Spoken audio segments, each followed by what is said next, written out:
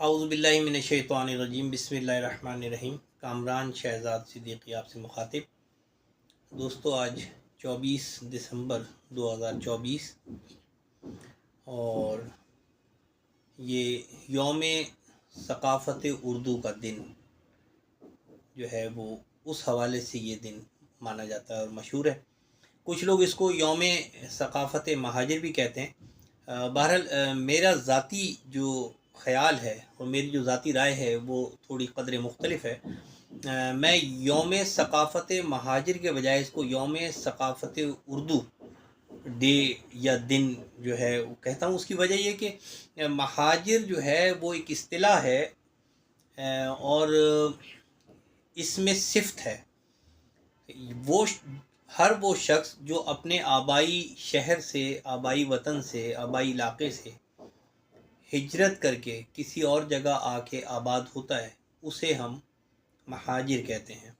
جیسے کہ مکہ کے رہنے والوں نے ہجرت کی اور مدینے گئے تو مہاجرین مدینہ ہو گئے۔ اسی طرح ہندوستان اور پاکستان کی تقسیم کے بعد پورے ہندوستان کے مختلف صوبوں سے، یعنی آپ یہ دیکھیں کہ اس میں دہلی سے آنے والے لوگ، یو پی سے آنے والے لوگ، بامبے سے آنے والے لوگ، اسی طریقے سے جالندھر سے، لدھیانہ سے اور اپنا ہریانہ سے آنے والے لوگ، یہ سب مہاجر کہلائے۔ تو اب لدھیانہ، جالندھر اور یہ ہریانہ یہ ہندوستان کا پنجاب ہے اور اس علاقے کے لوگوں کی تہذیب اور ثقافت پنجاب سے بلونگ کرتی ہے، پنجابی ثقافت ہے۔ اسی طرح یو پی اور دہلی سے، لکھنؤ سے آنے والے لوگوں کی جو ثقافت ہے وہ ہے جو کہ اردو زبان بولنے والوں کی ثقافت ہوتی ہے۔ تو میری دانست میں یہ یوم ثقافت اردو اگر کہہ دیا جائے تو یہ زیادہ بہتر ہے، کیونکہ اگر آپ یوم ثقافت مہاجر کہیں گے تو ان مہاجرین میں پنجاب سے آئے ہوئے مہاجرین بھی ہیں اور یو پی اور سی پی یعنی ہندوستان کے دہلی اور یو پی سے، جس میں اعظم گڑھ بھی ہے، جس میں لکھنؤ بھی ہے، جس میں بڑے اور دوسرے شہر ہیں اردو بولنے والے، وہ شہر شامل ہیں، علی گڑھ ہے اس میں۔ تو ان کی ثقافت اور پنجاب کی ثقافت میں فرق ہے۔ تو علمی سطح پر یا علمی لحاظ سے ہم یہ کہیں گے کہ یہ یوم مہاجر ثقافت کہلانا ذرا ممکن نہیں، کیونکہ مہاجرین کسی ایک قوم سے نہیں ہیں، وہ پنجاب سے بھی ہیں، وہ بامبے سے بھی آئے ہوئے ہیں، وہ جوناگڑھ کے بھی ہیں، وہ سینٹرل انڈیا کے بھی آئے ہوئے ہیں، وہ یو پی کے بھی ہیں، اور سب کا کلچر اور سب کی ثقافت اور تہذیب مختلف ہے۔ تو اسی لیے مہاجرین کی کوئی کلیکٹیو ثقافت ہم نہیں کہہ سکتے میری دانست میں۔ لوگ اس سے اختلاف کر سکتے ہیں۔ ہاں، زبان کے لحاظ سے جیسے کہ سندھی بولی جانے والی زبان کی کے جو لوگ ہیں وہ ایک خاص خطے میں آباد ہیں، ان کی ایک روایت ہے، ایک تاریخ ہے، ایک ثقافت ہے، ایک تہذیب تمدن ہے۔ اسی طرح پنجابی بولنے والوں کی ایک تہذیب، ثقافت اور تمدن ہے، بلوچی بولنے والوں کی ایک تہذیب، تمدن اور ثقافت ہے۔ اسی طرح پشتو بولے جانے والے لوگوں کی تہذیب ہے، ایک روایت ہے، تہذیب، ثقافت ہے، کلچر ہے، ایک ٹریڈیشن ہے ان کا۔ گلگت اور بلتستان میں گلگتی اور بلتستی بولی جاتی ہے، لہٰذا ان کا بھی ایک تاریخی جو ہے وہ بیک گراؤنڈ ہے، پس منظر ہے۔ اسی طرح اردو بولنے والوں کا بھی ایک تاریخی پس منظر ہے، اور اردو بولنے والوں کی بھی ایک اپنی ثقافت ہے، اپنی تہذیب ہے، ایک اپنا ورثہ ہے۔ اور اس پر جو سب سے اہم بات وہ یہ ہے کہ پھر کہ اردو جو ہے وہ قومی زبان کا درجہ بھی رکھتی ہے۔ تو اردو بولنے والے جو یعنی جن کی مادری زبان اردو ہے، ان کی ایک ثقافت ہے، اور اس ثقافت میں ان کا لباس، ان کے ادب آداب، ان کا رکھ رکھاؤ، ان کا رہن سہن، ان کا میل ملاپ، ان کی شادی بیاہ کی رسومات، ان کے مرنے جینے کے معاملات اور رسومات، یہ سب قدرے مختلف ہیں بنسبت سندھ کے کلچر سے، سندھ کی ثقافت سے، یا بلوچستان کی ثقافت سے، یا کے پی کے اور پنجاب کی ثقافت سے، یا کشمیر اور گلگت بلتستان کی ثقافت سے قدرے مختلف ہے۔ اردو بولنے والوں کا لباس الگ ہے، اردو بولنے والوں کی جو سر پہ وہ لیتے ہیں، ٹوپی لیتے ہیں، اس کا انداز اور اس کی جو شکل ہے، اس کی وضاحت وہ ڈیفرنٹ ہے، مختلف ہے بنسبت دوسرے علاقوں کی سر ڈھانپنے والی ٹوپیوں سے. جیسے کہ سندھ کی ثقافت الگ ہے، سندھی ٹوپی ہے، اسی طرح بلوچستان کا ہے، پھر KPK کا پگڑ سسٹم ہے، اور پنجاب کا بھی اسی طرح پگ سسٹم ہے. تو میں یہ سمجھتا ہوں کہ آج جو ہے یوم ثقافت اردو،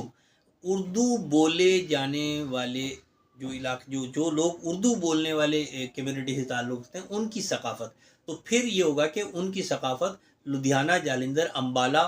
ہریانہ سے مختلف ہوگی.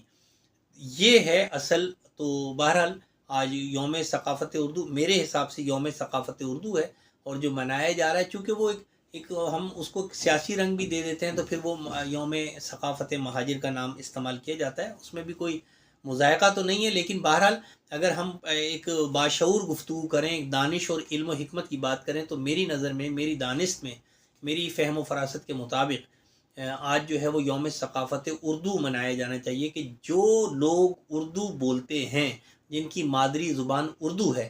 ان کی ثقافت اور ان کی تہذیب و تمدن کو اجاگر کیا جائے، اور اس پر فخر کیا جائے، اور اس کو عام کیا جائے. تو اچھا، پھر یہ کہ چونکہ اردو قومی زبان بھی، لہٰذا یہ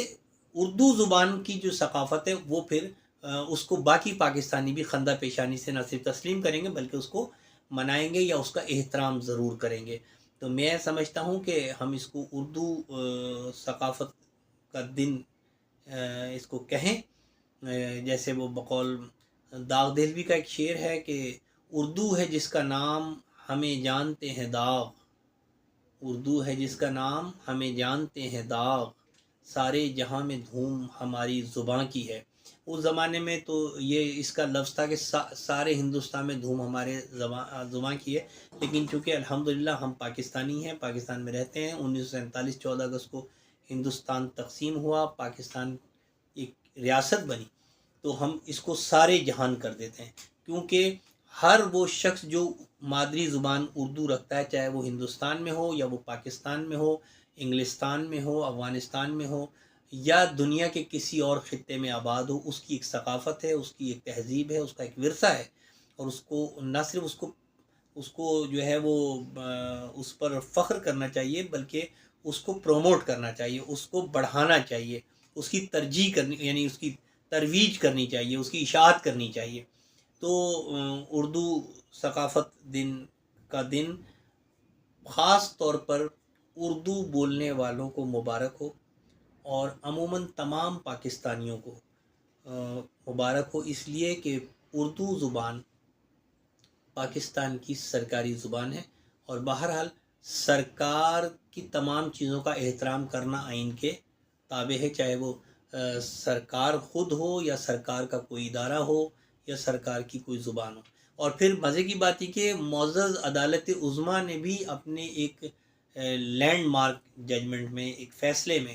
سنہری فیصلے میں یہ تحریر کیا کہ حکومت ہر سطح پر جو ہے وہ اردو کو رائج کرے، اور عدالتی کارروائی بھی اردو میں کی جائے. اچھا، میں یہ سمجھتا ہوں کہ دنیا میں کوئی ملک ایسا نہیں ہے جس نے ترقی کی ہو اور اس نے اپنی قومی زبان کو نہ اپنایا ہو. ہم امریکہ کی، برطانیہ کی، فرانس کی، جرمنی کی، چائنا کی، اور حتیٰ کہ ہم ہندوستان کی بھی مثال دیتے ہیں کہ انہوں نے کیسے ترقی کی اور ہم کیوں پیچھے ہیں. تو اس کا جو یعنی ایک اس کی وجہ یہ بھی ہے کہ ان تمام ممالک نے اپنی قومی زبان کو پروموٹ کیا، اس کی تشریح کی، اس کی وضاحت کی، اس کو بڑھایا، اور اسی زبان میں نظام تعلیم کو رائج کیا. تو اگر پاکستان میں ہم بغیر کسی تعصب کے پورے پاکستان میں ہر سطح پر، یعنی کہ طب کی، انجینئرنگ کی، قانون کی اور دیگر مضامین کی تعلیم جو ہے ہم اردو میں PhD لیول تک کر لیں، اور نظام انصاف کو ہم اردو میں رائج کر دیں، عدالت کی تمام کارروائی اردو میں کی جائے، تو عام شہری اس کو سمجھ سکے گا، انصاف کا بول اس میں بالا ہوگا، اس میں لوگ زیادہ سے زیادہ تعلیم حاصل کریں گے، ہر بچہ تعلیم حاصل کرے گا، کیونکہ کتنا بھی آپ کا کیلیبر انگریزی کا نہ ہو، انگریزی کا ہو، آپ انگلش اس لیول پر نہیں سمجھ سکتے جس سطح پر، جس لیول پر آپ اردو سمجھ سکتے ہیں کہ بہرحال یہ آپ کی قومی زبان ہے، اور اسی میں تعلیم دی جائے تو یہ اس میں زیادہ تر لوگ پھر پڑھے لکھے ہو جائیں گے۔ ہمارے یہاں میٹرک انٹر بی اے میں لوگ انگلش کے پیپر میں اکثر جو ہے وہ فیل ہو جاتے ہیں، اور اس کے بعد پھر نتیجہ کیا ہوتا ہے کہ پڑھائی سے بددل ہو جاتے ہیں۔ تو نظام تعلیم کو اردو میں رائج کیا جائے، اس کی کوششیں کی جائیں۔ ہماری بد نصیبی یہ ہے کہ کسی بھی زمانے میں نہ تو وفاقی حکومت نے، نہ صوبائی حکومت نے، اور نہ ہی بلدیاتی حکومت نے کوشش ہی نہیں کی کہ اردو کو جو ہے وہ بڑھایا جائے، اردو کی اشاعت کی جائے، اس کی تشریح اور ترویج کی جائے۔ یہی وجہ ہے کہ ہمارے یہاں اکثر لوگ انگلش بول کر جو ہے وہ اپنی قابلیت کو جھاڑتے ہیں اور اپنی قابلیت جتانے کی کوشش کرتے ہیں۔ اسی طرح سننے والے انگریزی زبان سن کر فوری امپریسڈ ہو جاتے ہیں، متاثر ہو جاتے ہیں کہ اس کو انگلش آتی ہے، یہ پڑھا لکھا آدمی ہے۔ حالانکہ انگلش جو ہے، انگریزی زبان جو ہے ایک زبان ہے۔ قابلیت کا تعلق انگریزی سے بالکل نہیں ہے۔ وہ قابلیت سندھی میں بھی، سندھی زبان میں بھی پڑھ کے ہو سکتی ہے، وہ قابلیت پنجابی زبان میں بھی پڑھ کے ہو سکتی ہے، اور قومی زبان اگر اردو ہے تو اردو میں پڑھ کے بھی وہ قابلیت آ سکتی ہے۔ ہماری بیوروکریسی کی اجارہ داری، ہمارا ناقص جوڈیشل سسٹم، ہماری غلامانہ ذہن کی پارلیمان، اور ہمارے ہائی ٹاپ رینک کے جتنے بھی افسران ہیں، چاہے وہ عدلیہ کے ہوں، وہ افواج پاکستان کے ہوں، یا وہ بیوروکریسی کے ہوں، یا وہ کسی اور ڈپارٹمنٹ کے ہوں، وہ انہوں نے انگلش میں جو ہے وہ ایکسپرٹیز انہوں نے حاصل کی، اور وہ انگلش بول کر دوسروں پر اپنا اقتدار قائم رکھتے ہیں، اور ان سے زیادہ باصلاحیت لوگ زبان میں فراوانی نہ ہونے کی وجہ سے پیچھے رہ جاتے ہیں۔ لہٰذا اگر ہم سب پاکستان کے ساتھ مخلص ہیں،